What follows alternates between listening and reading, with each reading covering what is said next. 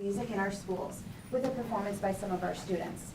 So Milford celebrates Music in Our Schools Month in a couple different ways, most notably with our series of concerts, combined concerts that happen in March. In addition to concerts, our team of music educators are always being encouraged to think outside the box when it comes to what's best for our students musically and recognizing where they are within the creative process. To this end, and aligned with Milford's vision of the learner and model for high-quality instruction, our high school choir directors are using Music in Our Schools Month as an opportunity to collaborate across the district through a shared experience in music for our students. Next week, these students in front of you, along with the other members of the choir, will come together for a one-day workshop with an outside clinician who will work with them through the creative process with our students, exploring music together and celebrating the process of creating music over the product. So tonight I am pleased to share with you these members of the two choirs who are here to perform two pieces for you to enjoy, and these are the pieces they will workshop next week with our clinician. So please join me in welcoming members of the Law and Foreign Choirs under the direction of Miss Kelly Jones and Mr. Jason Stallman.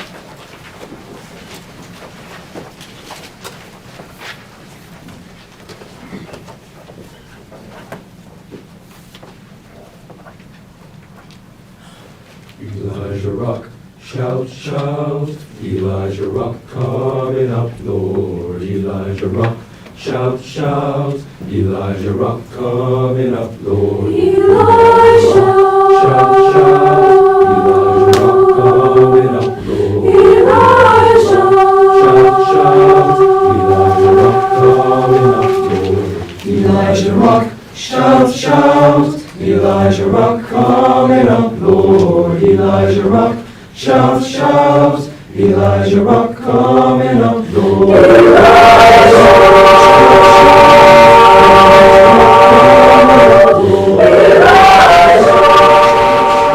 Rock, shout, shout, Elijah Rock, coming up, Lord. Elijah Rock, shout, shout, Elijah Rock, coming up, Lord. Elijah Rock, shout, shout, Elijah Rock, coming up, Lord.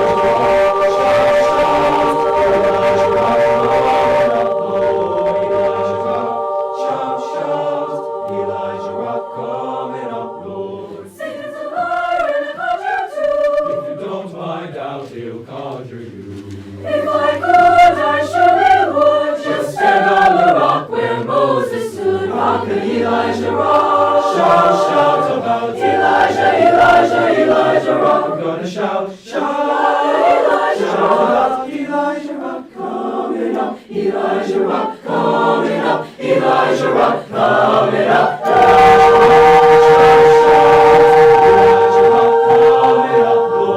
Elijah Rock, shout, shout, Elijah Rock coming up, Lord. Elijah, shout, shout, Elijah Rock coming up, Lord. Elijah, shout, shout, Elijah Rock coming up, Lord. Elijah, shout, shout, Elijah Rock coming up, Lord.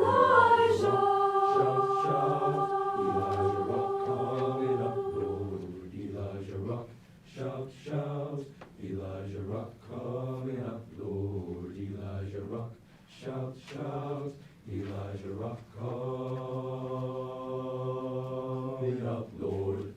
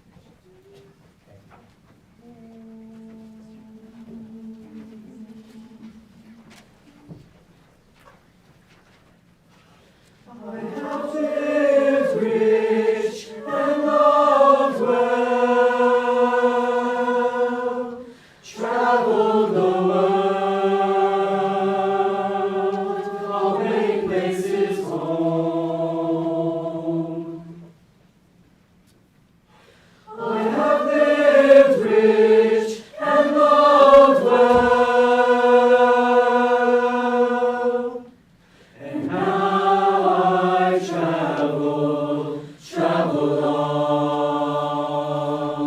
on. Travel on. I travel through the darkness and through the night along my pilgrim road seeking light. I travel through the darkness and through the night, seeking light, seeking toward the light.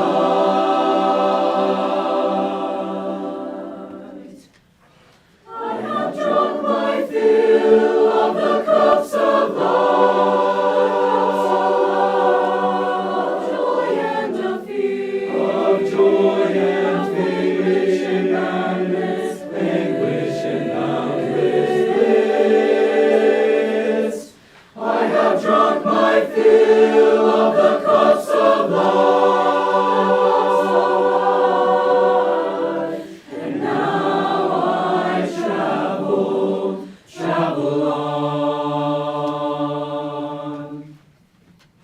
Travel on. I travel through the darkness and through the night along my pilgrim road seeking light. Travel on. I travel through the darkness and through the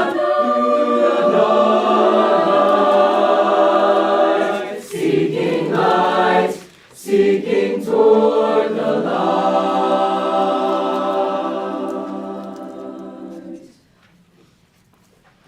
My spirit journeys on into the moonlight, with steady steps and sure along the well-trod pathway, and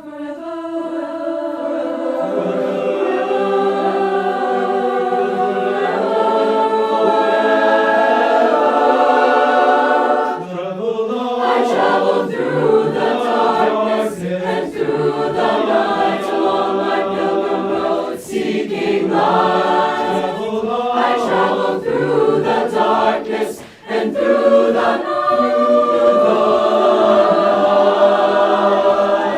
seeking light, seeking light, seeking light, seeking light, seeking light, seeking light, seeking light, seeking light, seeking light, seeking toward the light.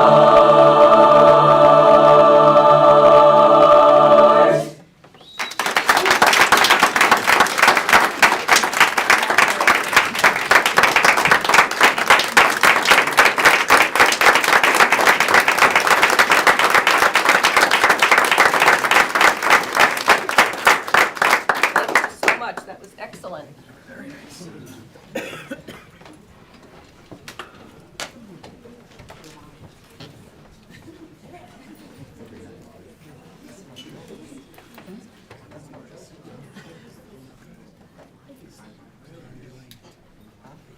Have fun with your meeting. Hear more. Miss Irving, you were my preschool teacher in 2010. I'm Haley Russo, and Courtney Russo was my sister. And there's Riley over here. Yes. Bye, Miss Irving.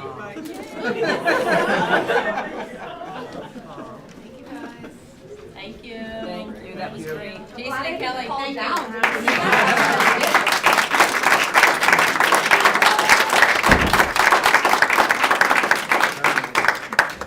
If I could just take a moment of privilege while Ms. Paris is, I don't know if she's hanging out or if she's going to leave, but I just want to thank her for her leadership of our arts program here in Milford, for keeping it front and center. Dr. Kutaya and Dr. Fedigan, your leadership as well, and all of our arts educators. It's just phenomenal what we're able to provide our kids here, and just keeping it up front and center and providing the relevant and engaging opportunities for our kids. It's very heartwarming to me personally, so thank you so much. Thank you. And with that, I will call the meeting to order at 7:09. p.m. Can we have a roll call, Ms. Griffin? Catherine Ailing, Here.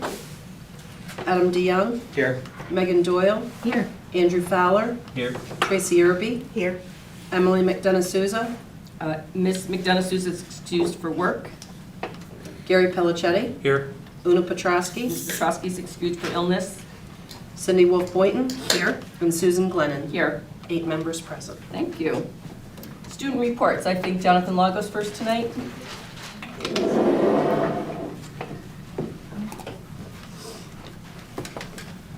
Good evening. Good evening. Thank you, and good evening, board members. It is a pleasure to be with you all once again. I will begin tonight with some law-amazing news. Some of our law students participated in the Read Across America Day on March 2nd and had a great time reading to students at Mathewson. Many of our broadcast journalism students had their Fox 61 student news stories selected to be on air.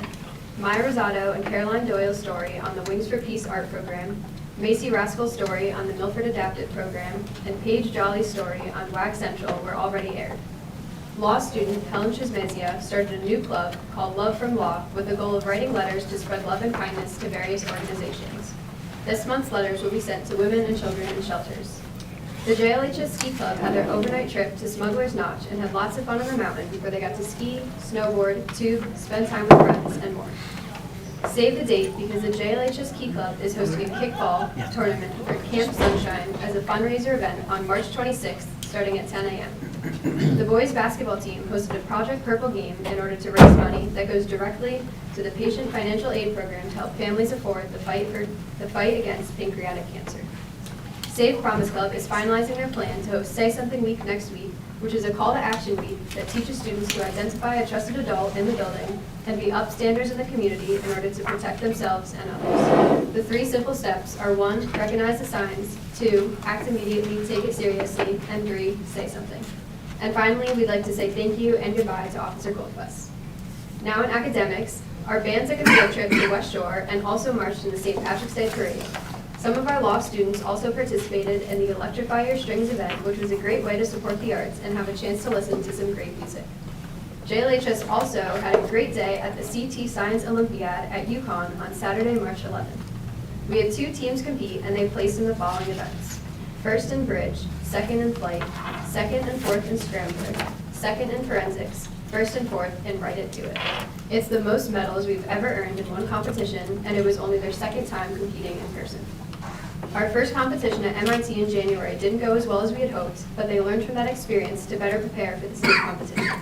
We couldn't be more proud. The National Math Honor Society just ran a very successful Pi Olympics event.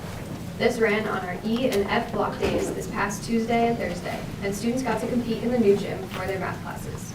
Some of our activities were memorize pi words, memorize pi, draw the best circle, classes even baked a pie and brought it in to earn 50 bonus points. Other bonus points were earned for best spirit and more.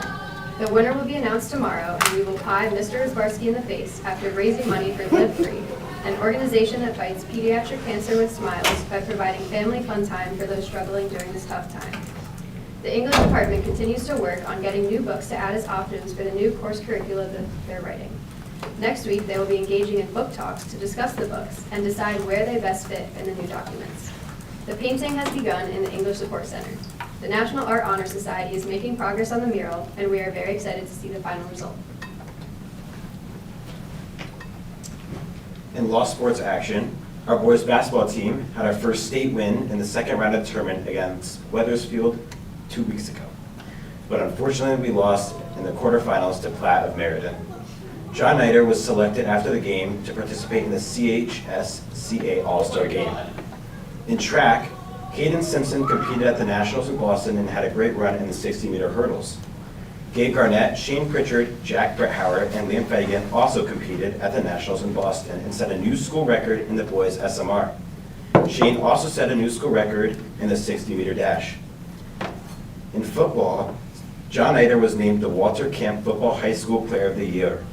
Gymnastics, Natalie Morelli earned first team All-State, and our spring sports begin March 18th. From our school counseling and college and career, on February 23rd, the school counseling department hosted their annual sophomore symposium event. There were approximately 100 attendees, grade 10 students and their families. They heard from a panel of college admissions professionals about post-high school preparations. Thank you for all those who participated. The course selection process is underway. Throughout the month of March, students in grades 9, 10, and 11 meet one-on-one with their school counselor to determine their schedule for the next year. Thank you for this opportunity to speak with you all, and we look forward to the next meeting. Thank you. Thank you. Warren? Good evening. Good evening. All right, so Venice and I are glad to be here with you once again, sharing the recent events that have been happening at Foreign. And so Venice is off to Indianapolis. Venice won the American Legion contest at the state level and is now moving on to nationals. Venice participated in the statewide American Legional oratorical contest where she competed against 5 other students in the state. Venice won first place and was awarded a great scholarship. This means that she will represent Connecticut at the national competition in April in Indianapolis. Congratulations to her. From Friday, March 3rd through Sunday, March 5th, Foreign also held their Legally Blonde musical. The cast included various students from all grades, including Venice once again. The students worked extremely hard and the performances were incredible to watch. A big thanks goes out to all the students who worked super hard for making it possible. Next, we'd like to congratulate this year's participants from Foreign that qualified for All-State Choir and Orchestra. These students are Olivia Salai, Erin Morton, Rebecca Chicatano, Isabella Abreu, Will Riedel, and Ryan Proviance. We're so proud of these students and look forward to seeing who will make it next year. In Culinary 1, students prepared vanilla pudding, pancakes, and French toast for their egg and dairy unit. The hallways had a breakfast aroma all week, and Bake Shop continued the trend by preparing Belgian waffles and banana bread. The advanced culinary class also prepared more exquisite meals, including turkey meatballs and a wild rice chicken soup. In the phys ed department, Mrs. Ganon is teaching 4 Teams classes this marking period. Teams is a course where students learn various academic concepts that revolve around being part of a group. Each group creates a team name and logo and puts on a uniform that they wear to each class when participating in challenges. Ms. Ganon looks forward to continuing to teach this amazing course. In February, the Milford Co-op boys swimming and diving team participated in the Lionheart Swimathon to raise money for breast cancer research. The team did an incredible job, surpassing their goal of $3,000 and raising $3,634, resulting in them raising the second highest amount in the South Central Conference. Congratulations to them. We also want to give a huge thanks to Laura Hutchinson and WTNH, Awesome News 8, for coming to Foreign to check out our state-of-the-art planetarium. It was an awesome visit at Foreign, as Foreign was featured on the news in the What's Right with Schools segment on Tuesday, February 28th, between 6 and 7 a.m., and again between 6 and 7 p.m. We're grateful that News 8 took the time out of their schedule to visit our school. Lastly, a major congratulations goes out to Alana Finlayson, who won Miss Emerald Isle 2023. To become Miss Emerald Isle, a student needs to apply and write an essay about their heritage, community service, and complete an interview. As Miss Emerald Isle, Alana will participate in various fundraising activities involving the Milford St. Patrick's Day Parade.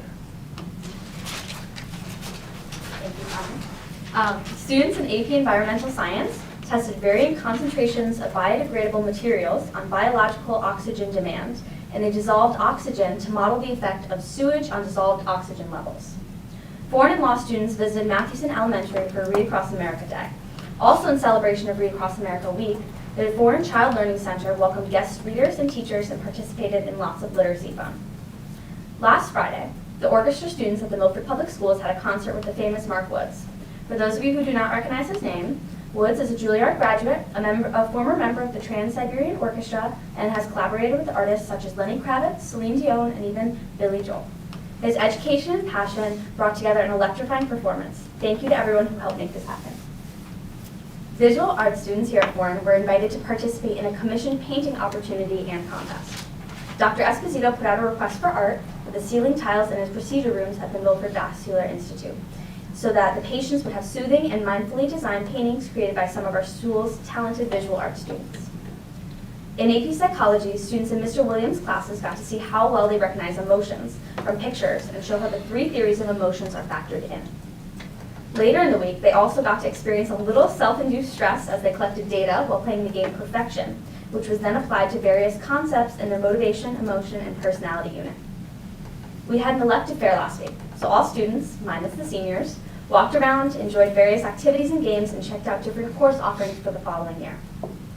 Congratulations to senior cheerleaders John Lord, Luciana Capello, and Julia DL on making the All-State Class M cheer team this year. Luciana also received the All-Academic honor. Congrats to them. This week, the Giving Table prepared a meal for the Youth Continuum of New Haven. This organization provides care and support to help the young people in New Haven thrive. They assist youth with housing, state care management, securing basic needs, education, employment, skill development, emotional health, and more. We prepared a large salad, baked ziti, and a side of biscuits to enjoy at their housing shelter. Lastly, as a part of the study of our book, 1,000 Splendid Suns, students in Honors Humanities took part in an Afghan-inspired tea party mixer. They drank chai and enjoyed both fresh and dry fruits, with some non-traditional treats like munchkins and muffins. Each student was given a role to play during the mixer and interviewed each other about their positions during the changing social, economic, and political landscape over the last 50 years during Afghanistan. Thank you all so much for your time, and we can't wait to see you next month. Thank you. Thank you. Thank you. Feel free to head out, and we'll see you in April.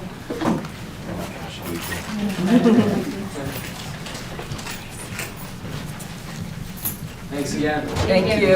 Have a good night. You too. Drive safely.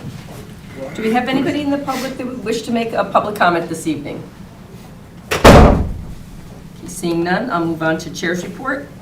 Board of Ed members, I just want to remind you that the Board of Finance budget vote will be held on Wednesday, the 15th at 5:30 in Conference Room B. That is a date change from the original scheduled date, which was tomorrow, so it's Wednesday the 15th.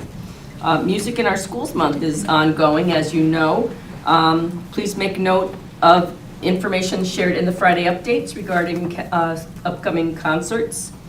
And I do want to thank all my colleagues for all of your efforts and volunteer time on behalf of Milford Young People. It is Board Member Appreciation Month, as we've already said, and you know, we do important work, and I'm just very grateful to be working alongside all of you.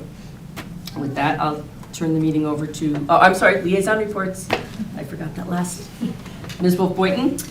So on February 22nd, Mr. Fowler and I attended the last permanent schools meeting. And we got updates on work at Calf Penn, at Live Oaks, and Foreign High School. Foreign High School, the roofing project there is temporarily on hold as we're waiting for the results of a state grant, unless Mr. Riccelli knows some updates since then. No updates. No. Okay. Still waiting for the state. And also at Calf Penn and Live Oaks, the focus has been on figuring out the logistics in order to put in the new windows and finishing up the front foyers while school is actually in session. So the principal, contractor, architects, our administration has been working all together on that to try to make that possible, ensuring that if that work is done while school's in session, there's a safe enter and exit for the students. And that's about it. Thank you. Any other liaison reports? Okay, seeing none, I'll turn the meeting over to Dr. Kutaya for the superintendent's report. Thank you, Ms. Glennon. Thank you, members of the Board of Education. We're happy to provide you with an update. Just as a side note here, I was thinking that many boards don't spend this much time on instruction, and I'm so grateful that once a month we get to highlight with you and for you some of the great work that's happening in the teaching and learning department, which means what's happening in all of our classrooms across 14 buildings. So, so happy that we have Dr. Fedigan and team here from the World Language Humanities Department to share with you what's happening with World Language. Thank you. Thank you, Dr. Kutaya. Good evening, members of the board. Tonight we have with us Beth Morrow, Instructional Supervisor for Humanities Pre-K 5, and Sarah Harris Brewer, Instructional Supervisor for Humanities 612. They are the dynamic duo that works with our fabulous humanities team. With them also, we have Minette Junkins, who is one of our elementary teachers who's been with us since our maiden voyage of really trying to build a robust and I guess, state level and national level, I would say, pride example of a world language pre-K-12 continuum that we're building as a team. So I want to thank them for their leadership, all three, inclusive of Michelle for her teacher leadership in that really important work. Manette. And I wanted to also, remind the board that you have, through your support, through our budget, really facilitated us bringing world language to all of our elementary schools. You know that we have steadfastly and with intentionality really grown a proficiency-based program, bringing world language in the way of Spanish language to our preschool students all the way up through grade 4, with the intention of moving forward with that continued expansion. With Spanish at the elementary level, we hope to then have a really strong pre-K-12 bridge, and you'll hear a little bit tonight about what student experience has been with that and staff experience, and as well we'll signal a little bit of our plans to continue with expansion, perhaps with the addition of other languages as we move forward in our future in our school system work. It goes without saying, and because we allowed for some homework, so if you were able to look at that YouTube video link that was shared and the proficiency standards from ACTFL, you know all about the importance of world language study. And we'll say that very different, you're going to see an example that's different than maybe how many of you had studied world language in the past. We're really striving toward that proficiency, really our students being able to use language in a functional, communicative way. This is very much just work in line with our work for Vision of the Learner, and I'll turn it over now to Manette and to Beth and to Sarah to show you what's happening in our classrooms. So good evening, members of the board. As we were reflecting for tonight, we were thinking about the last time we were together talking about world language. So October of 2019 was the last time that I came before you to talk about world language. At that time, we had 3 world language teachers, and it was as Dr. Fedigan said, the maiden voyage. We were only teaching world language in K-1 classrooms. So how we've grown with your support. We now have 7 world language teachers at the elementary level. We are working very close with Mrs. Brewer on bridging a proficiency program all the way up from pre-K to 12, and it's been a fabulous experience. We are so pleased that many of our students are often reporting world language as their favorite subject over PE. Imagine that. So we wanted, as Dr. Fedigan said, the world language experience that our youngest scholars are engaging in right now is probably pretty different than what many of us engaged in our high school careers and college careers. So we kindly asked Manette to join us tonight, and she is going to walk you through a particular activity that our students may do. So she is going to talk about something called OWI, and she will, of course, explain it a little bit better than I can. But she's talking about this being a part of imagination and storytelling, and it provides students the opportunity to really have ownership and engagement into the world language experience that they're going to grow. You'll notice on our district model for high quality instruction, I've talked a lot about this intentional planning piece. Manette targets every experience to be a different experience for every single one of her classrooms. So you can imagine how much work that is when she's got class after class after class. But every experience is different for each class. It's highly personalized, highly engaging, and she's giving specific feedback to the students so they know in the moment whether or not they're on the right track. So without further ado, I'm going to turn it over to Senora Junkins, and I'm going to ask Dr. Fedigan if you would be a partner tonight. Por supuesto. Mucho gusto. Puedes entrar aquí. See how excited I was? Necesito una artista. ¿Tienes talento en dibujo? Pues un poquito. No importa, porque muy tengo poquito. super lápiz. Un lápiz grandísimo. Sí, es super lápiz. Es mágico. Aquí está tu papel. Gracias. Solo escucha mis direcciones.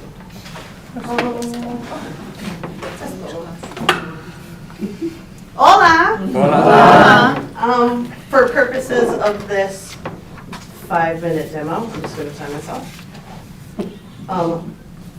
When you see this signal, feel free to just call out. En español. Okay? Okay. 1, 2 y 3. No inglés. Hace clic, por favor. Sí. Ok, usa tu imaginación. Usa tu imaginación. Aquí hay comida. ¿Es posible que la comida es una piña? ¿Posible? Si quieres. ¿O una hamburguesa? ¿O un aguacate? A mí me gustan los aguacates. ¿O una pizza? ¿Qué comida está aquí? Usa tu imaginación. ¿Qué comida? Aguacate, hamburguesa. Susan, ¿pizza o hamburguesa? Hamburguesa. Hamburguesa, hay una hamburguesa. No, momento. Hace clic, por favor. Ok, clase, por favor. La hamburguesa es una hamburguesa grande. Sí. ¿Sí? ¿Es una grande o enorme? Oh, grande. Grande. No es enorme, es una hamburguesa enorme. Ok, puede empezar a dibujar. Fantástico. Una hamburguesa enorme. La hamburguesa tiene ojos, obvio, tiene dos ojos. Momento. Los ojos son ojos pequeños, medianos, grandes, microscópicos. Adam, los ojos son medianos, son ojos medianos. Excelente. Y obvio, la hamburguesa tiene una nariz. Obvio, tiene una nariz. La nariz es una nariz larga como Pinocchio o corta. Gary, es una nariz corta. Es una nariz corta, tiene una nariz corta. Ok.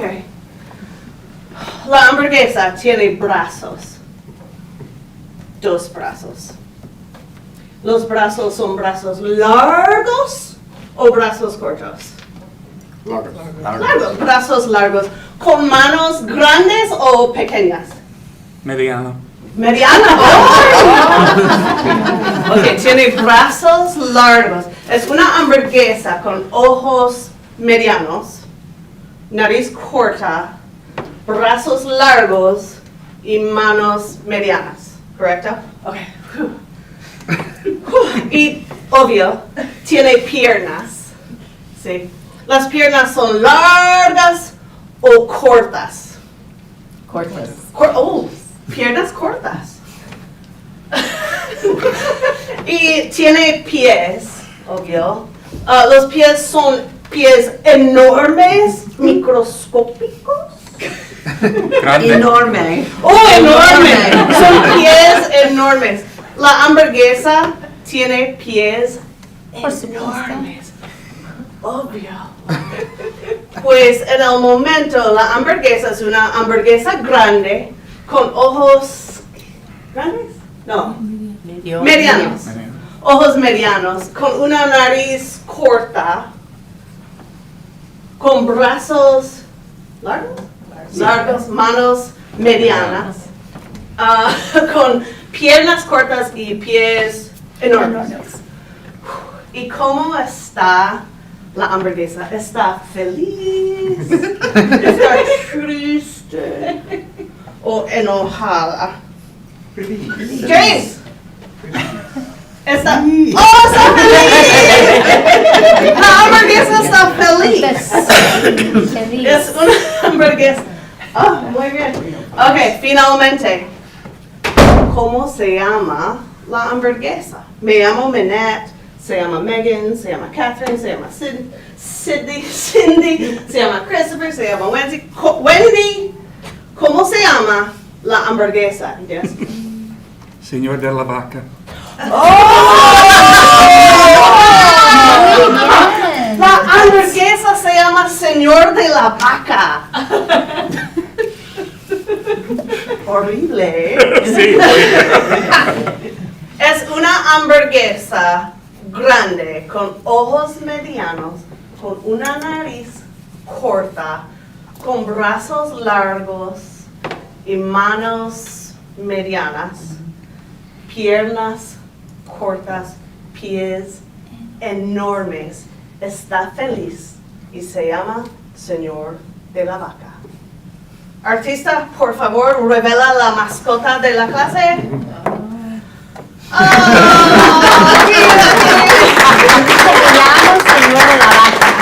Señor de la Vaca.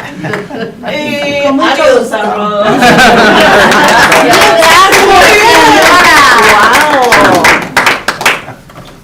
So we want to just debrief this experience with you very quickly. We are wondering perhaps what that might have felt like, or if you have any questions for Manette about the activity or how that works with our youngest scholars, or thoughts or questions from the board. Must be very entertaining every day. I mean, it's also really fast. Any questions from board members on that piece? Ms. Boynton. So what grade do you do that with? All of them All at of different them? levels, yeah. So, for example, our youngest learners, I may have them step to either side of the room with either of us, grande or pequeño, and they would like vote that way, and we would build that way.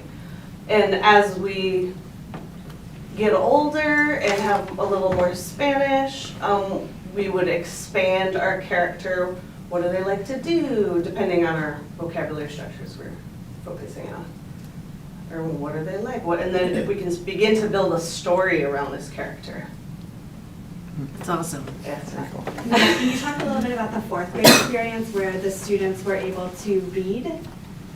Yes, so we're beginning to,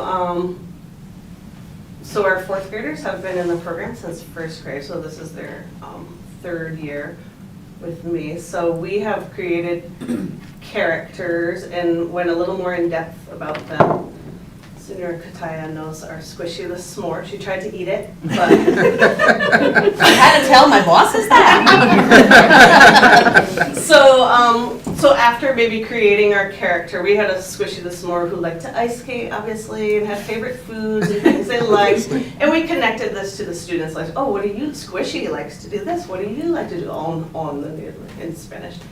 And then the next day, they would retell while I'm writing, and they're watching the writing of the Spanish, they're seeing the language.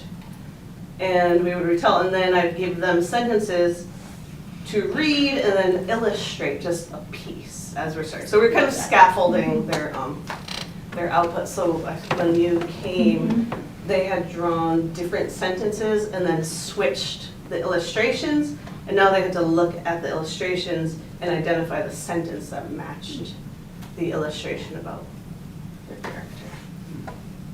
So yeah, they're beginning to read, and we're starting to slowly scaffold some writing output. Just it's heavily supported.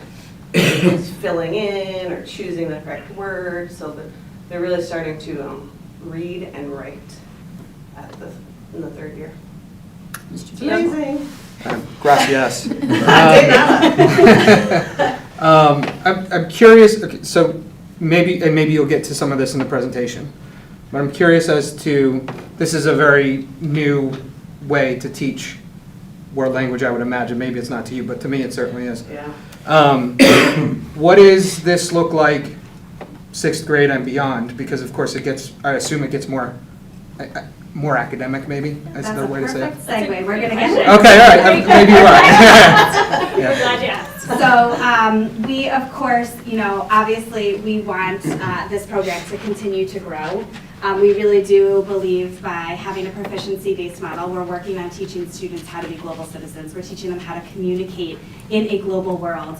As Senora Jenkins said, we're really building their personal development too. This is such a beautiful program to make them feel empowered, make sure they are engaged, and really developing a love of language.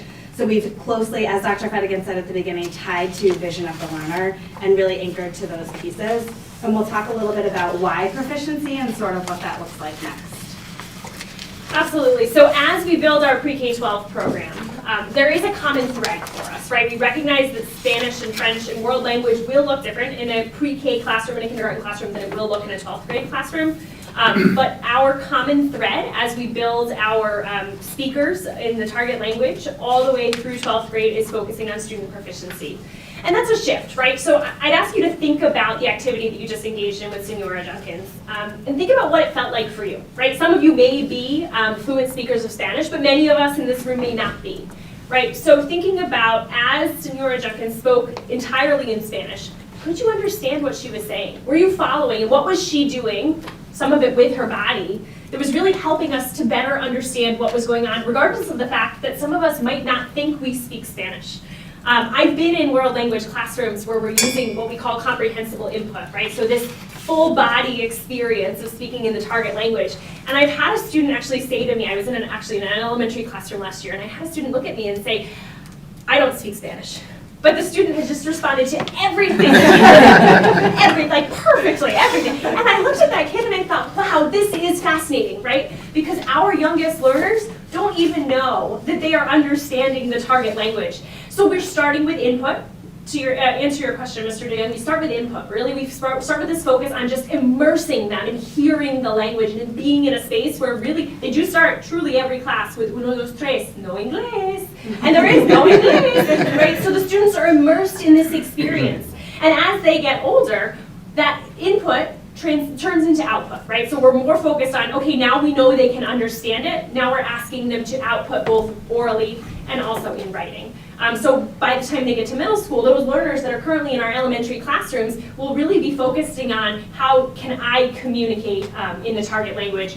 And as they move on to high school, of course, dealing with more complex issues, bringing in more and more of the, I know that you all watched the video on the 5 C's, right? So bringing in this idea of community and culture and engaging our students in experiences within the target language, because now they have the skills to do that.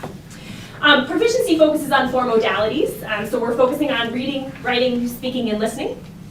And in all of our classrooms, we're focusing on making sure that the students have the opportunity to engage in that.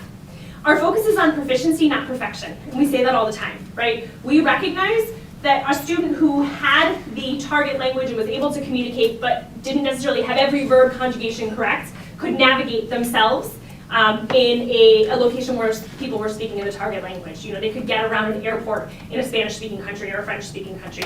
And that's our focus when we're talking about proficiency. We want our students to be able to communicate accurately and appropriately for a purpose.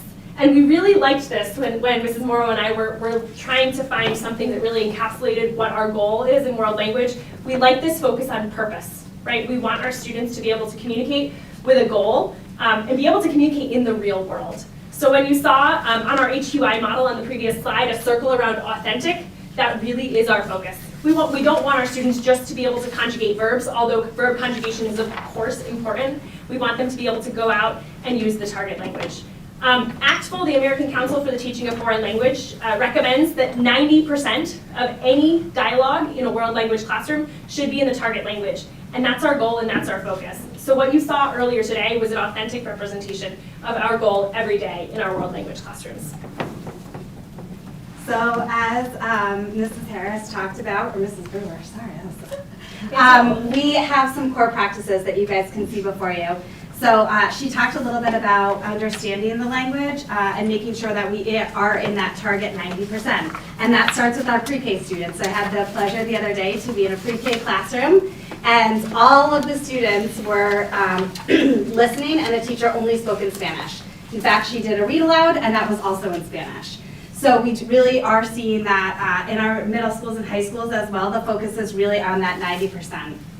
We also are starting, as Mrs. Brewer talked about, authentic resources. So you'll notice that there's not a textbook.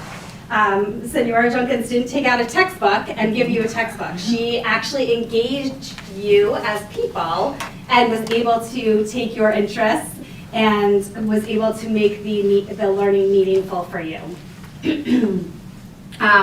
We know that we are planning sort of with a backward design model. So we're starting to think about where we'd like our kids to end up. and we're thinking about how we get them. Of course, one goal would certainly be AP, but many other goals are around, as Mrs. Brewer said, the ability to go out and be global citizens and to communicate in real world situations, which is something we really hope for all of our 12th grade students. We also give immediate oral feedback. So you'll notice that when Senora was presenting, if there was something that she was unsure about or she needed correction on, it was immediate. That feedback was right there in the moment on the spot, which is something that happens all the way through our pre-K-12 classrooms. We're not giving students opportunities we're giving them opportunities to hear the right target language in that moment. And if they say something that might be off, we might help correct them in that moment. So that way we make sure that they are clear on that. We will still continue to teach grammar, but again, to Mrs. Brewer's point, we really want to make sure that it's authentic. We want to give that opportunity in the moment. If they're using the wrong tense, we want to make sure we help correct them in that moment, but that's not the sole focus. The sole focus is really about communication in all of our pre-K-12 classrooms. So we're going to talk a little bit about where we've been in terms of curriculum revision. I will start in terms of the elementary. So elementary, as you know, we started with K1 in 1920. In 2021, with this board's support, we added another teacher and were able to move to K2. In 21-22, we moved to K3. 23 and 24, we moved to pre-K and grade 4. And again, fingers crossed, next year we will be able to move up to grade 5 and we will complete our elementary world language program. There will still obviously be work to be done. It's not that the program is check and done. It just means that we finally have a comprehensive pre-K-5 program. And while we're working on that, we're also starting to talk about what the world language experience at the elementary level means for the world language experience at the middle school level. We are so lucky to have so many amazing teachers in our district who are really supportive of this work.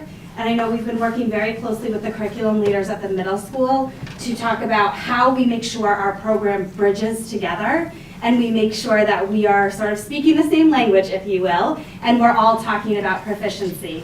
I think the middle school team has been so excited for this work, and it's really the conversations we've been having together around proficiency have been really wonderful. And I know Mrs. Brewer is going to talk a little bit more about sort of where we've been with curriculum.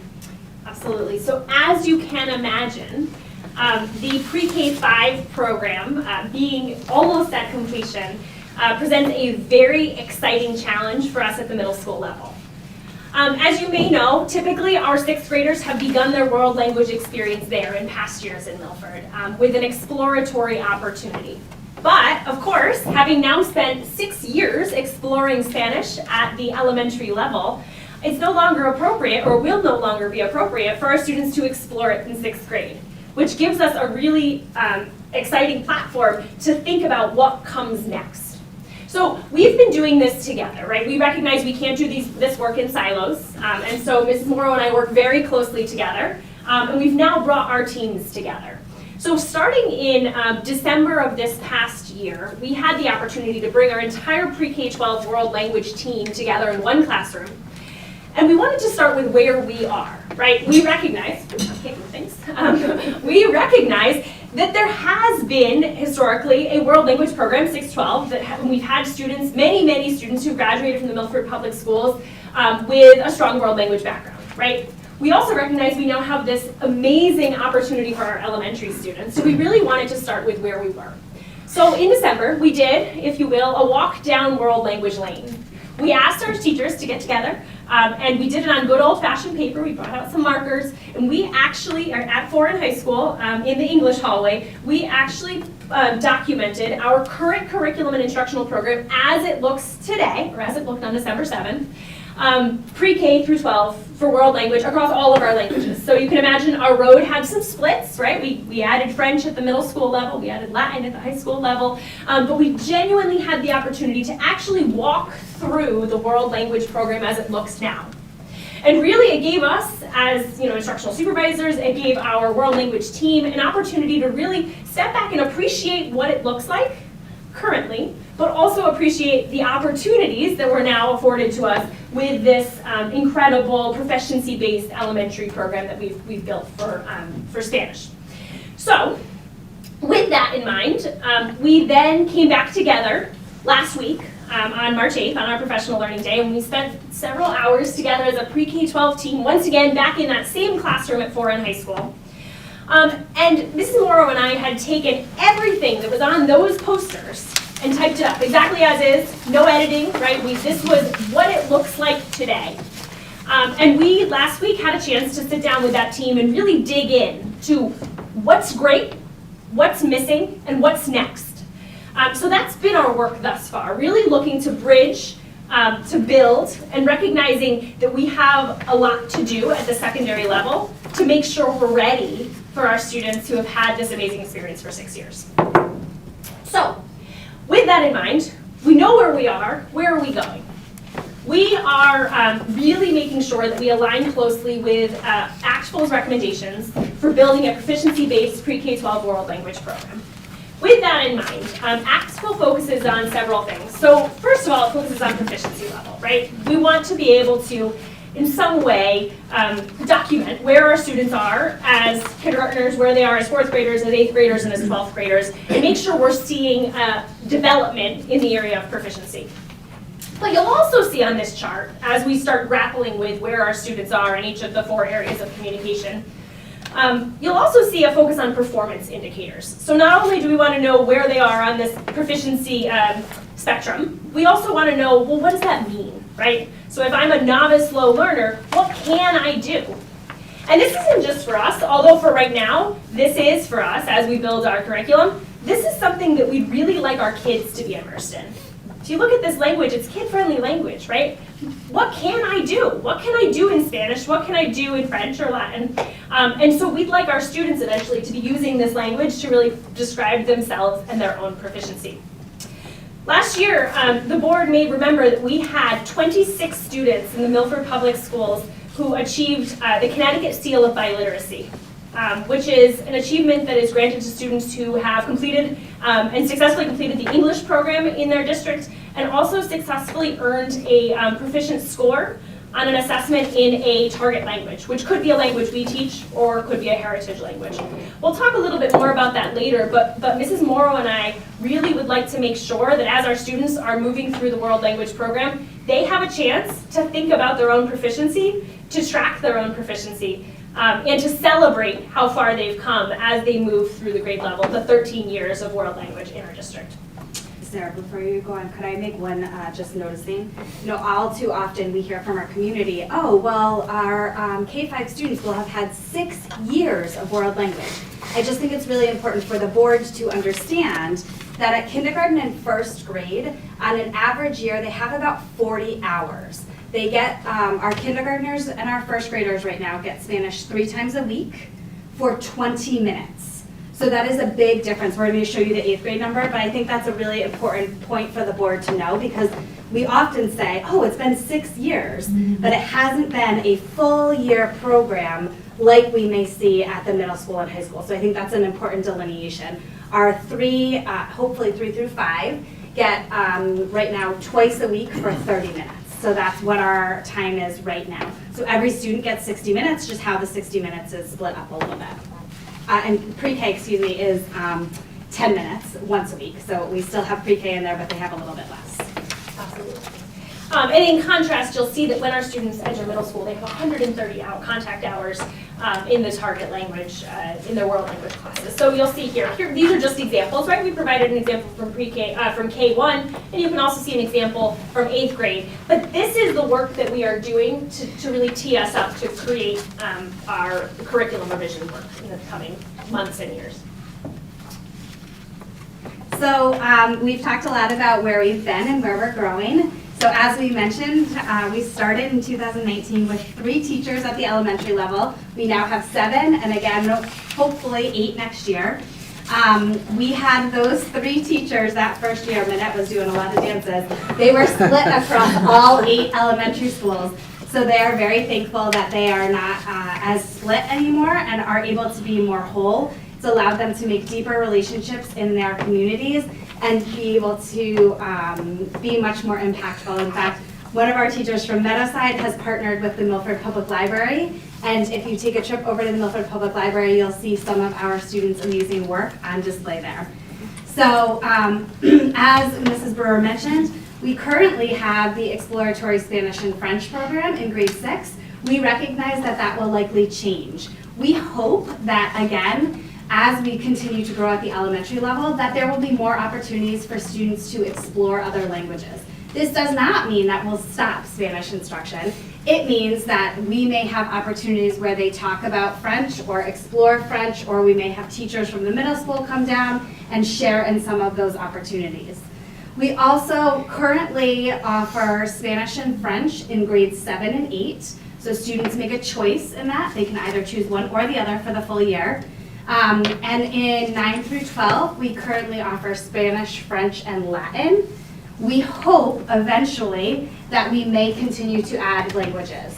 So ultimately, if we are truly developing global citizens, it would be very important for us to think about what languages will most benefit our students. So as we move forward, we will be thinking about other languages we can add. As we mentioned, students are listening to the language, they are speaking the language, they are reading and writing all in the target language. And that happens as young as the elementary school.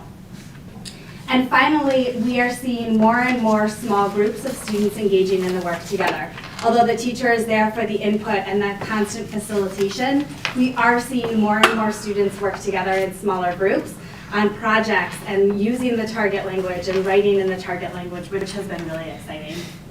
Absolutely, and I'd just like to add one other thing that we have added this year. So we have piloted a senior Spanish elective that is really focused on conversation and culture. This course is a truly proficiency-based course. Students have been reading, writing, speaking, and listening, engaging in activities within the community. They went to a festival in the fall on the New Haven Green. They've had opportunities to really use the Spanish language skills that they've been developing, these students, since 6th grade. That was a pilot course this year, and we're really excited for full implementation of that course come next school year.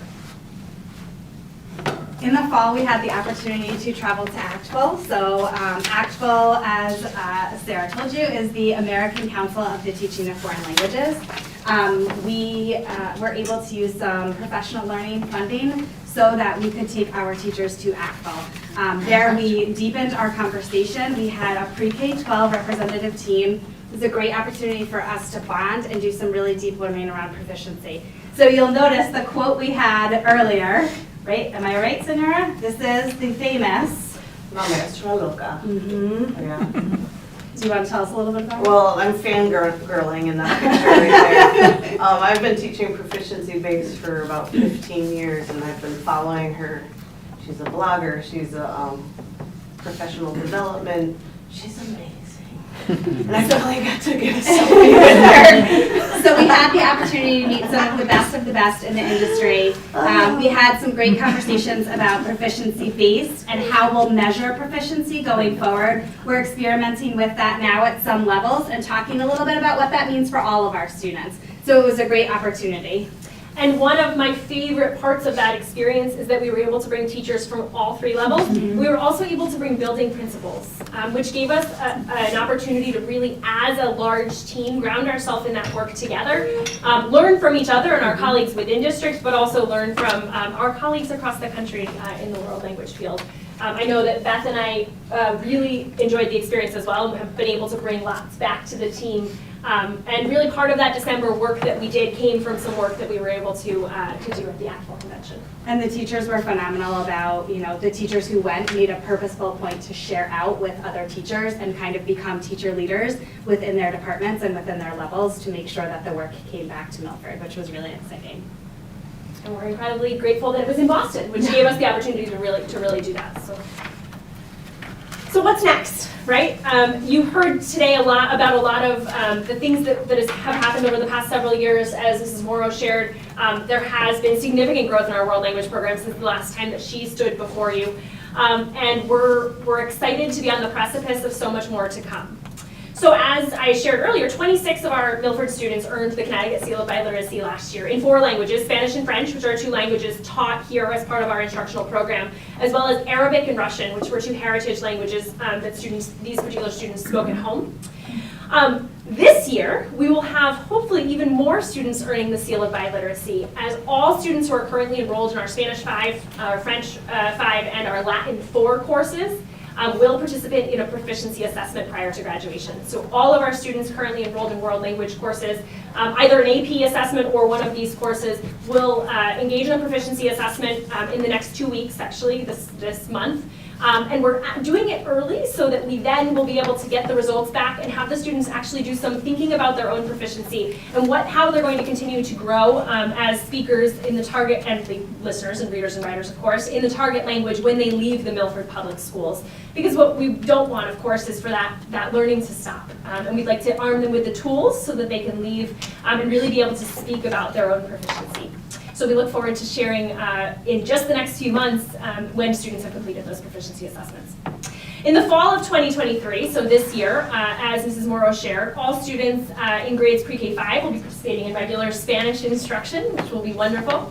And the following fall, in fall of 2024, our grade 6 students will, by necessity, with the advent of our pre-K5 program complete, we'll be transitioning to a full year proficiency-based course that will align with the elementary Spanish program. You can imagine that there will be, we anticipate budgetary implications to the further development of our secondary program, recognizing that our students are coming to us with these elementary experiences. And with that, we are incredibly excited about what other language opportunities we might be able to offer our students. So we continue to investigate and explore and talk with our students and work with our team to think about what additional languages we might be able to add to expand possibilities for our students at the 6-12 level.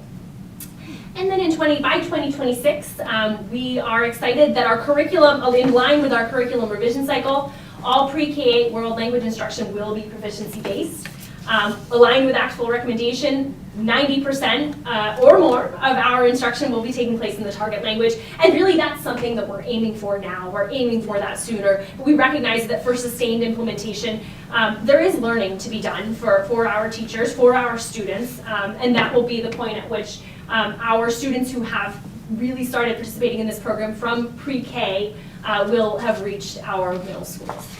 And I think it's important to note that although it's not formally up for revision, our high school teachers are very much on board. We had a great conversation with them on March 8th, and they are so excited about the direction that we're heading, and really already thinking about their own practice and what small changes they can make for next year so that they can start moving in this direction as fast as possible. So it's been a really positive experience. And many of them have already started those changes, right?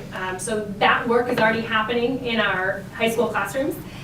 There is a heavy focus on proficiency in many of our classrooms now, especially those teachers who participated in the ACTFL convention. They came back with ideas, they came back with things they wanted to try. Something else to share, we over the past several years have been able to bring our teachers to visit their colleagues across the district. So some of our middle school teachers and high school teachers have had the opportunity to visit their elementary colleagues and see what our youngest learners are doing in world language classrooms. And I know that our high school teachers and middle school teachers have taken tips back and tools back and strategies that they are implementing in their own classrooms today, even before we officially begin curriculum revision at that level. We are very fortunate to have a very collaborative team. We are. Thank you. Thank you. Thank you. Do we have questions, board members? I wanted to, could you just reiterate the amount of time in the elementary? Pre-K, I think you said was 10 minutes once a week? Yep. And so it ends up, I think, being 30 hours a year, and, 20 hours a year. And kindergarten is 40 hours a year, and it's 20 minutes 3 times a week. First grade and second grade are the same. 3 and 4, because we're not at 5 yet, are 30 minutes twice a week. Okay, thanks. And pre-K is what again? 10 minutes once a week. Mr. DeYoung. Thank you. It's all very exciting. I'm really excited that this program started just a few years ago. It seems like you guys have accomplished quite a bit in those few years, so I appreciate all of your work. And I know you're at Orchard Hills, and my girls always see you in the hallway. So they didn't have you, but they see you in the hallway. They're jealous that they don't have you. Oh, you're not there anymore? No, Oh. like Halfpen, Live Oaks.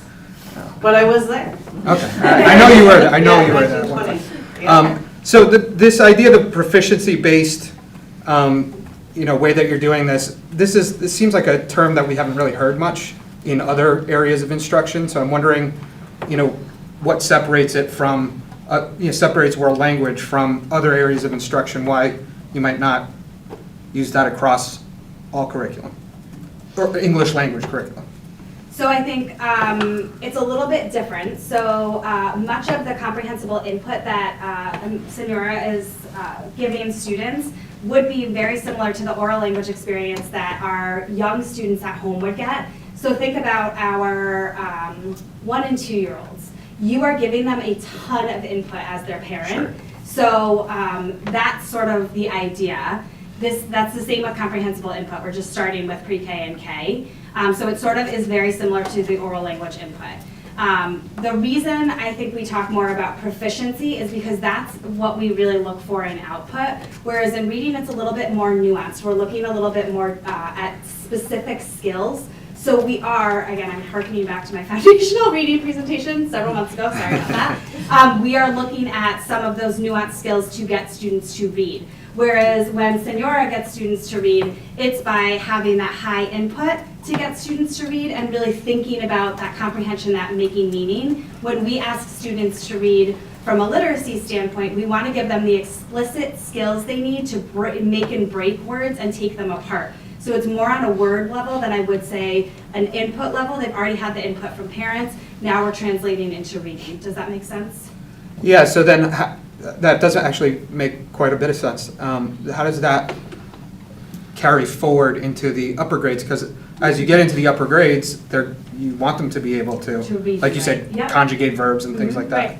Right. So as we move into middle school and high school, our focus is on application of the work that we've done at the elementary level, right? So we are focused on conjugation, but we're focused on conjugation in a different sense, right? Not on discretely conjugating verbs, but rather conjugation in context, right? So we might, for example, do something called a discovery activity, right? Where we have students, we say to students, okay, we're looking at verbs in the future tense, and we're reading about something that will happen, and have students start identifying, what do I notice about this verb, and what makes it I will, or they will, or he will, right? So helping students to identify in context those conjugations and be able to apply with increasing complexity the reading and writing skills the foundational reading and writing skills that they've picked up at the elementary level. All right, thanks. Appreciate it. Other questions? Ms. Doyle? Thank you.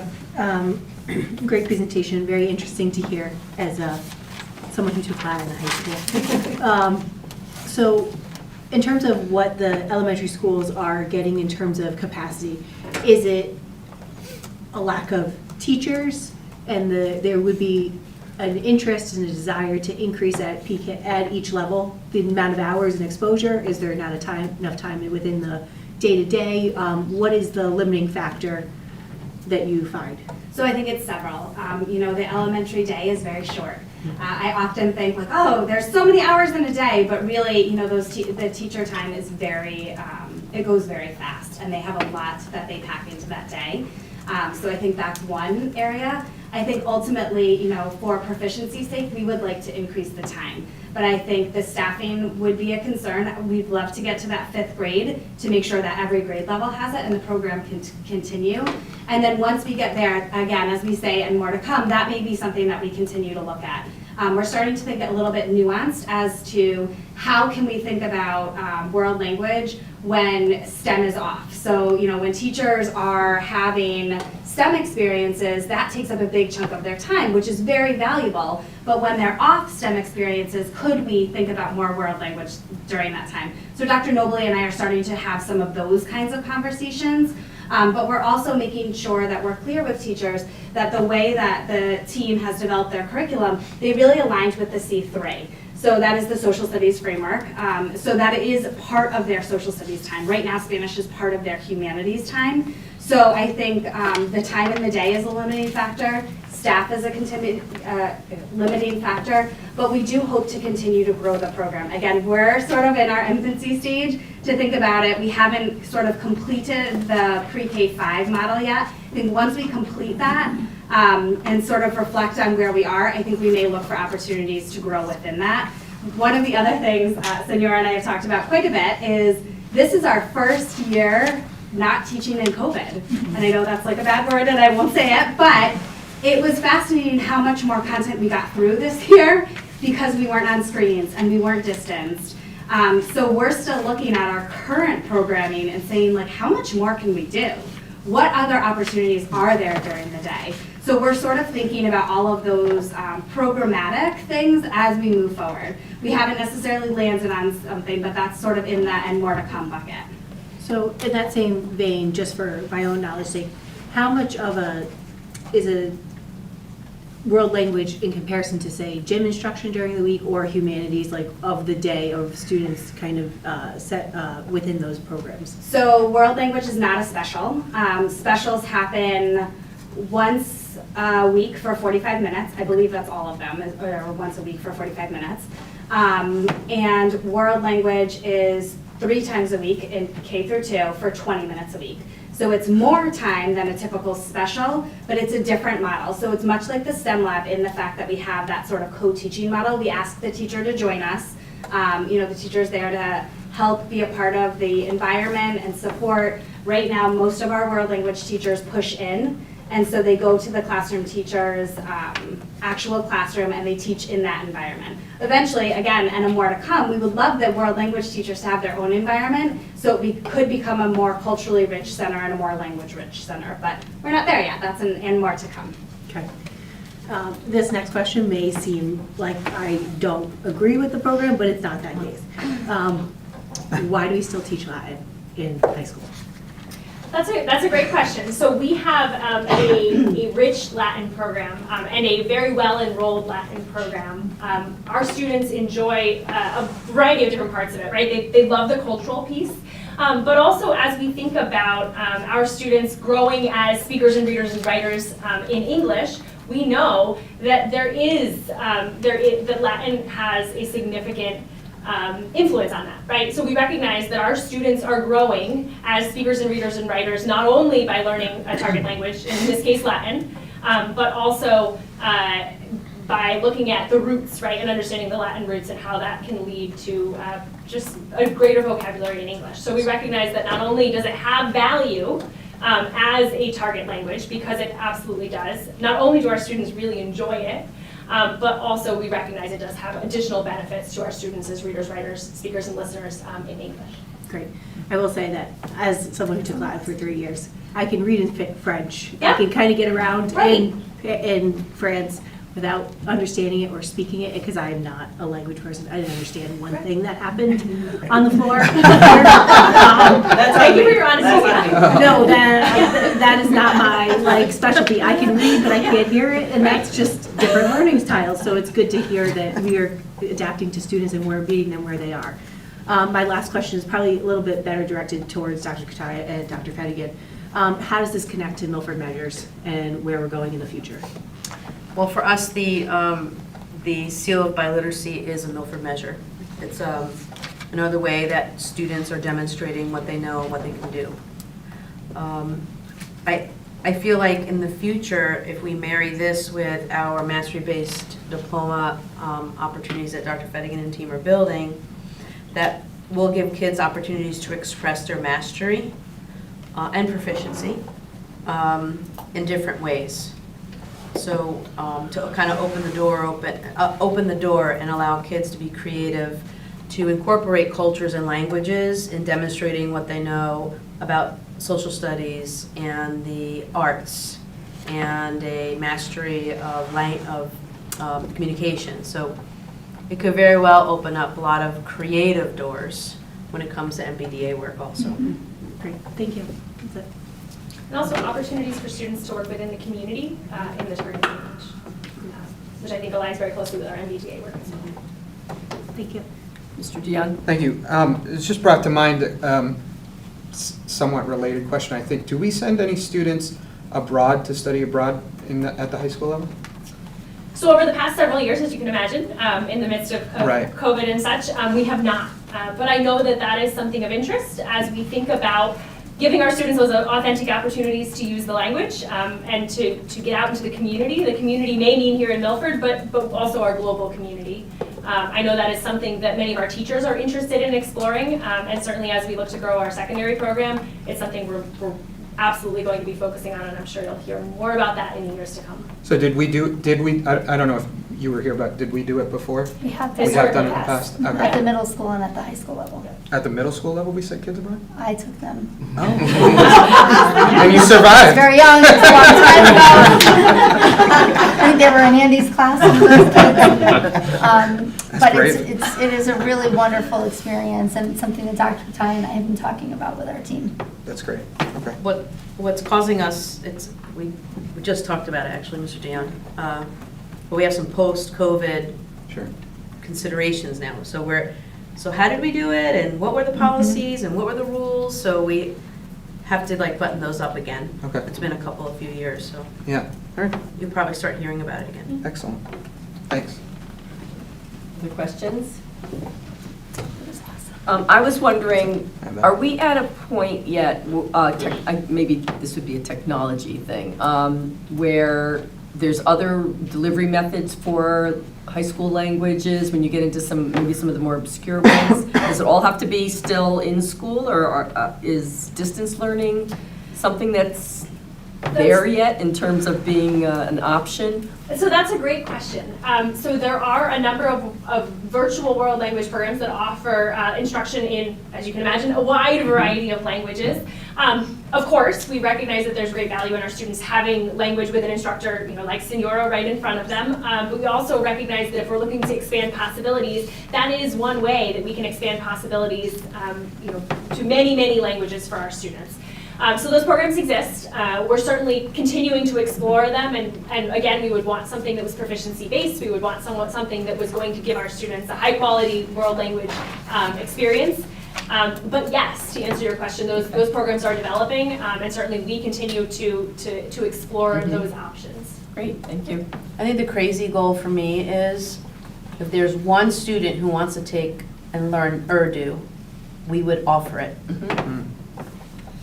One, so for every language requested, we would be able to say yes. And I think the way to get to that is through technology. Okay. But we're a few years off from that. Of course. Thank you very much. It was very, very comprehensive presentation. Thank you. Thank you both, and thank you. Thank you, Senora everybody. Jenkins, as well. So why don't you guys go home and do your homework? Thank you for being here. I have things to do.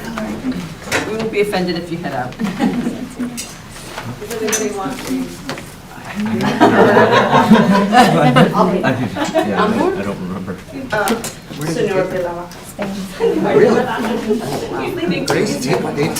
Thank you. Thank you. Thank you. That's cool. Have a good night. Bye. Be safe driving. Here we go.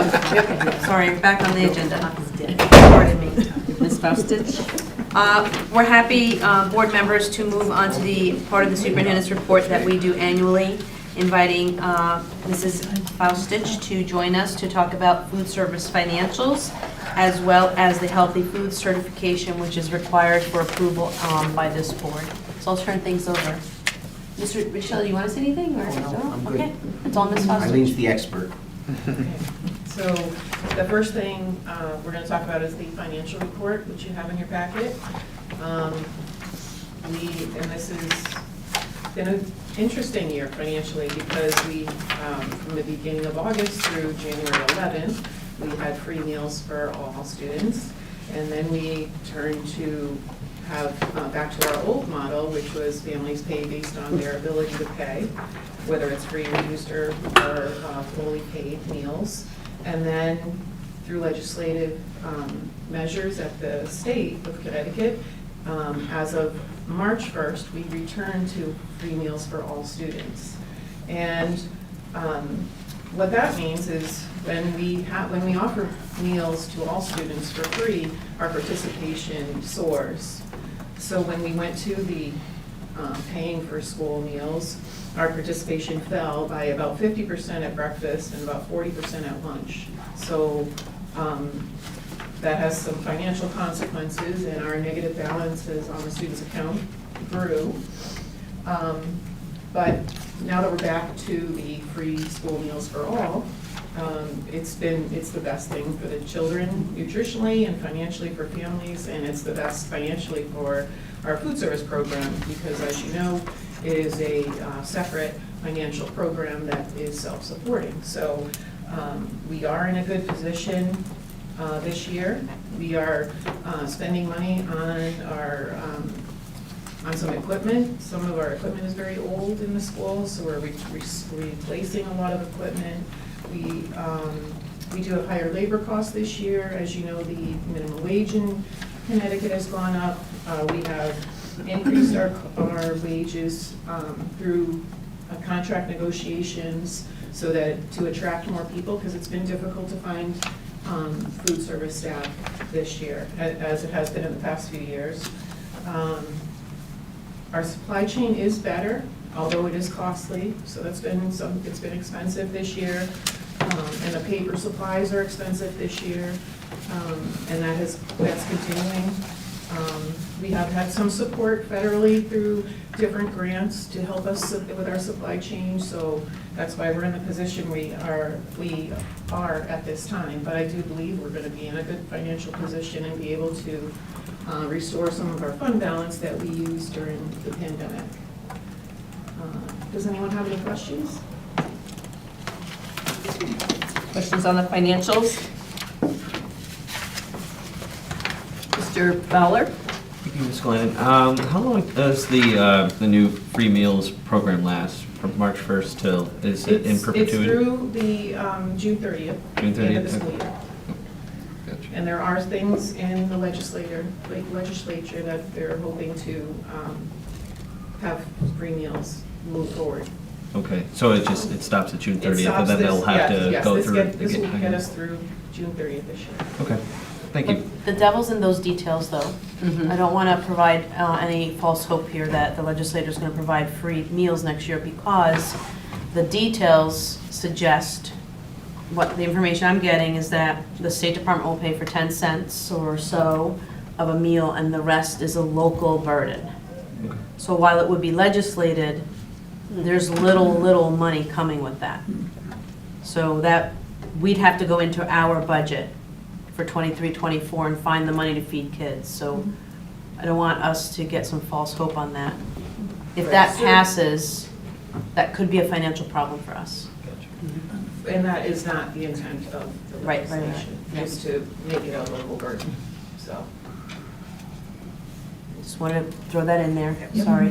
No, that's okay. The free meals prior was from the federal, right? Federal grants. So during the USDA. pandemic, through June 30th of last year, it was entirely federally funded. We were given a reimbursement rate for free meals for the entire during the pandemic.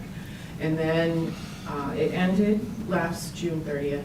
So the state of Connecticut got a grant so that we could continue and have financial support for families and for food service to transition to moving back to the fully paid model. And then the legislature passed the funding through the end of the school year.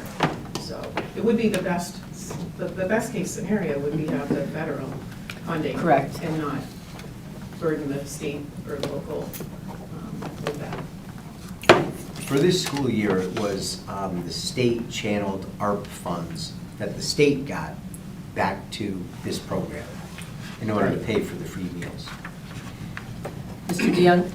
So I have other questions, but just to put a bow on this one, so the 23-24 legislation that you're talking about now, or that you just mentioned, that hasn't passed yet, that's basically amounts to an unfunded mandate for us? That's not the intent, and I doubt it would pass if that was the case. Don't be so sure about that. I've never received the, funding like that from all my years, so I'm not I'm not hopeful in Yeah, in that scenario, but I don't know. Yeah. I mean, I What is So no, there is no funding that comes with the current bill, proposed bill. the proposed bill? Well, I shouldn't say no, there's 10 cents. the teeny tiny bit, Right. whatever that is. So the burden is roughly, what would the burden be for us? Would it be, what is our annual, before we were providing free meals from the federal government, what was our annual To outlay? get us through the first half of the year, it was $750,000. Okay, so double that basically. Yeah. Okay. And is that just lunch? Or is that Oh, breakfast? no, that was for breakfast and lunch. Breakfast and lunch for every student? Every student that chooses to participate. So we don't get funding unless we serve the meals to the Right. students. So a rough ballpark is $1.5 million? Yes. That would hit our general fund. Mm-hmm, correct. Okay. Unrelated question. You mentioned that we've been able to repair or replace some equipment. Can you give us an overview of what that equipment was? We have some serving equipment, some warming units. At Foreign High School, we have some refrigeration needs that are surfacing. So that's primarily where they are spending money. Because I imagine the equipment that you're working with, the bigger equipment, the refrigeration and things, that would fall into the capital improvement? No, 'cause Not that's always, no. No, mostly not. Mostly it's come out of our funds. Self-funded, so. Yeah. Yeah, I understand that, but The self-funding portion of it, over the years, we've been able to build up a fund balance within the food service fund. Okay. And that, we put that money back into replacement of equipment. Okay. During the pandemic, we ran that fund balance down pretty much to zero. And so now we've got to build it back up in order to replace some of the ongoing replacement of food service equipment. So it doesn't run through the capital improvement plan at all. Okay. It's all through the self-funded food service fund. So to bring it back to the potential legislation, if that legislation were to pass, what happens to that fund? Goes away? Or we'd have to pick it up somewhere else? That's uncharted territory. Yeah. I mean, if boards of education are required to pay for school lunch, that it's going to go to a different model. It can't be a self-funding model anymore. Right. Yeah, So- all right, so to be determined. Right. Okay. Last question, before COVID, we were talking about moving away from styrofoam trays, and you had said you had made some progress on that. Do you have I know you've had a million other things on your plate, but. No, we Yeah. did switch Oh, okay. 100% this year. Oh, this year? Okay, great. That's excellent. At all grade What levels. was the material It is decided on? a paper. Oh, it's a paper? I don't recall exactly. I think you showed us a sugar cane or It was something? sugar cane. Is that what it I'm not was? sure if that, I honestly, I can find out for you. It's okay. It's okay. I'm just happy that we did it. It is a paper, it is firm, it is, And it's working out? it's working out, yes. All right, great. More expensive, but it's working. It is more expensive. Everything's Yes, more expensive. It is definitely more expensive. Yeah. Into the planet. Yeah. All right, thank you very much. I appreciate it. Sure. Other questions for Ms. Faustich on the financials? Ms. Doyle? Just for context of talking about with Dr. Kataya and was talking with the 10%, 10 cents, sorry, not $10. What is the current reimbursement rate for the meals right now? From The state? the state is funding the difference between the free reimbursement rate and, the free meals, we get reimbursed 100% from the federal government, and then we get reduced price meals are 30 cents for breakfast and 40 cents for lunch. So the state picks up that portion of all the reduced meals we serve. And then we get about 70 cents per meal for every full price meal from the federal government, and they pick up the difference between the 70 cents and say, I think it's about $4.25 or somewhere between $3.75 and $4.25. So we're basically talking about like $4 per meal that we're picking up on the end if this sort of, what we were discussing goes forward. Yes. It's extraordinarily expensive.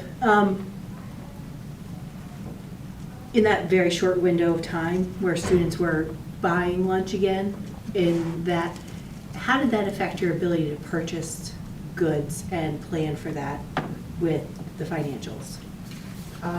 We were still able to purchase what we needed, but if that continued, I think our vendors would be backing off on having the supplies for us.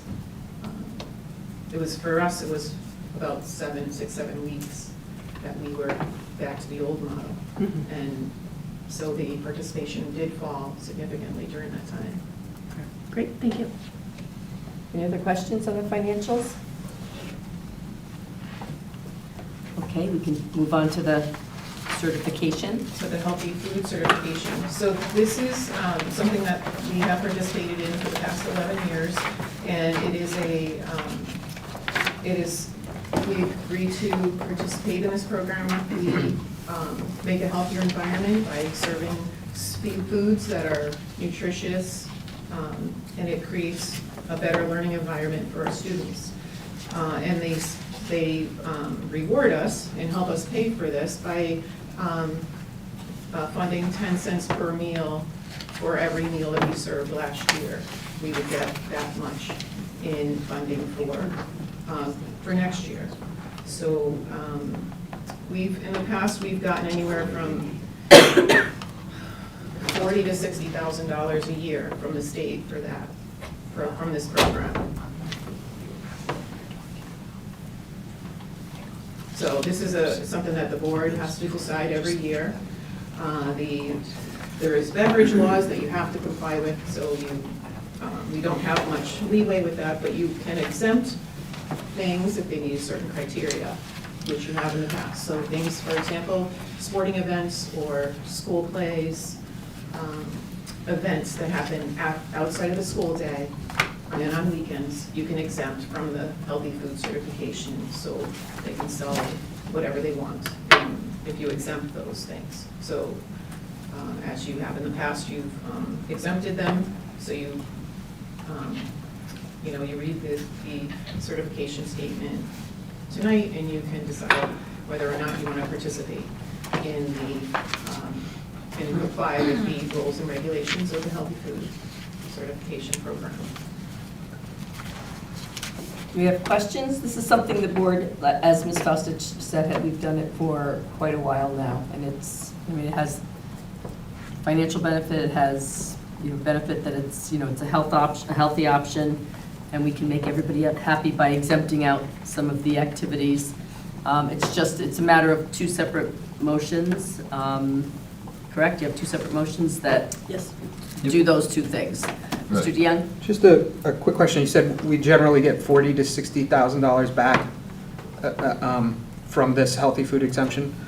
Will we, with the free meals, did we continue to get that back? Yes, it's last year's meals. We get 10 cents per meal for every meal we served last year. So it increases and decreases based on our participation. Regardless of who paid for them? Correct. Okay, so when the meals were free, I presume we probably got more money back last year than we typically would. I believe we got more money last year, and we would get more money this year. Yeah. Yes. Okay, thanks. Other questions? Mr. Fowler? They're long, so just bear with me. So I make a motion that the Milford Board of Education certifies that all food items offered for sale to students in the schools under its jurisdiction and not exempted from the Connecticut nutrition standards published by the Connecticut State Department of Education will comply with the Connecticut nutrition standards during the period of July 1st, 2023 through June 30th, 2024. This certification shall include all food offered for sale to students separately from reimbursable meals at all times from all sources, including but not limited to school stores, vending machines, school culinary programs, and any fundraising activities on school premises sponsored by the school or non-school organizations and groups. Is there a second? Second. Mr. Pellicetti seconds. Any discussion? Seeing none, all in favor? Aye. Aye. Any opposed? Motion carries unanimously. All right, second motion? Yep. I make a motion that the Milford Board of Education will allow the sale to students of food items that do not meet the Connecticut nutrition standards and beverages not listed in Section 10-221Q of the Connecticut General Statutes, provided that the following conditions are met. 1, the sale is in connection with an event occurring after the end of the regular school day or on the weekend. 2, the sale is at the location of the event. And 3, the food and beverage items are not sold from the vending machine or a school store. An event is an occurrence that involves more than just a regularly scheduled practice, meeting, or extracurricular activity. For example, soccer games, school plays, and interscholastic debates are events, but soccer practices, play rehearsals, and debate team meetings are not. The regular school day is the period from midnight before to 30 minutes after the end of the official school day. Location means where the event is being held. It must be the same place as the food and beverage sales. So this is the exemption. Is there a second? Second. Pelliccetti seconds. Is there any discussion? Any questions? Seeing none, all in favor? Aye. Any opposed? Motion carries unanimously. Thank you, Ms. Faustich. Thank you very much. Thank you. Thank you for joining us. Next on the superintendent's report agenda includes the second read for board policies. Ms. Glennon, we would be looking for approval this evening, starting with 5125.11, health and medical records. Okay, so this is the second reading. I did not get, nobody got in touch with me with any other changes or things that they wanted to address. I think there was just one slight change on this one. It was a Second to last housekeeping line. item toward the end. Last sentence, there was an S missing. Yes, we had to add an S. So do we have a motion, Mr. Fowler? I do. I make a motion that the Milford Board of Education approves Board Policy 5125.11, health/medical records as presented by the administration. Is there a second? I second. Ms. Wolf-Boyton seconds. Is there any discussion? Seeing none, all in favor? Aye. Any opposed? Motion carries unanimously. Thank you. Next Thank you. one. Moving to 6144, this is a policy that replaces the original policy on controversial issues. We made a change in the first paragraph and struck the last sentence in the third paragraph because it was redundant.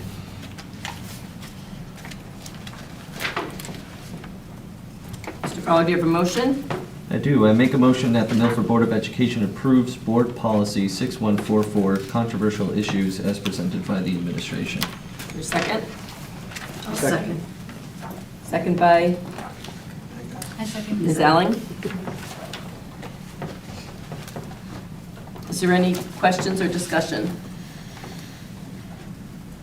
Okay, seeing none, all in favor? Aye. Any opposed? Motion carries unanimously. Thank you. And last policy for this evening is 6145.3, student publications, excuse me, which replaces in totality the original policy. We made minor changes in this, just making it aligned with typical language and how we start policies off, what the Board of Education recognizes, also just identifying who the district is in the third paragraph, so minor changes. Mr. Fowler, do you have a motion? I do. I make a motion that the Milford Board of Education approves Board Policy 6145.3, publications as presented by the administration. Is there a second? I second. Ms. Alling seconds. Any discussion? Seeing none, all in favor? Aye. Any opposed? Motion carries unanimously. Thank you, board members. And now we'll move on to the Human Resources Report with Ms. Capazna. Thank you. This month, you have the typical report listing the job postings, personnel recommendations, retirements, resignations, terminations, and stipend appointments. And this month, you do have our spring sports coaching stipends for both of our high schools. Questions for Ms. Kapazna? Do we have a number of retirements yet? It's staying steady. I didn't bring the number. It's low right now. It is, it does seem Yeah. to be low. I haven't It's the seen same as that last one. month. I think it's, Okay. it'll increase at some point, just not quite yet. Can you let us know Usually- next month? Yes. Thank Yeah, you. Usually a little after April break is when we see most of the activity. So. Okay. Any questions for Ms. Kapazna? Okay, thank you. Thank you. Thank you, board members, and now we'll move to the disbursement report with Mr. Riccitelli. Thank you, Dr. Pitaya. Members of the board, in your package, you have a listing of all of the disbursements for the district over the amount of $1,500 for the month of February. And in addition, as you asked, any COVID-related expenses are highlighted in yellow. And I'm happy to answer any questions that you have. Questions for Mr. Riccitelli?